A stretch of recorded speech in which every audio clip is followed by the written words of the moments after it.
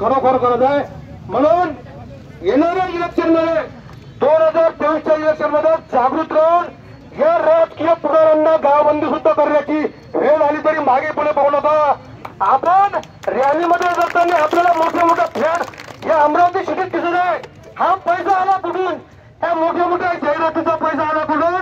तर माझ्या समाज बांधवांना हा आपल्या घामाचा पैसा आहे, आपल्या मेहनतीचा पैसा आहे। या पैशाच्या भरोश्यावर राजकीय नेते कुठच्या कुठे गेलेले आहेत, करोडो अमीर बनलेले आहेत। या आपल्या भोई समाजाच्या अशा अनेक गोरगरीब समाजाच्या भरोश्यावर आज राजकीय लोकांची जर प्रॉपर्टी पाहिले तर चक्कर येऊन आपण अंधाईन आपल्याला इतकी प्रॉपर्टी त्यांनी जमवलेली आहे।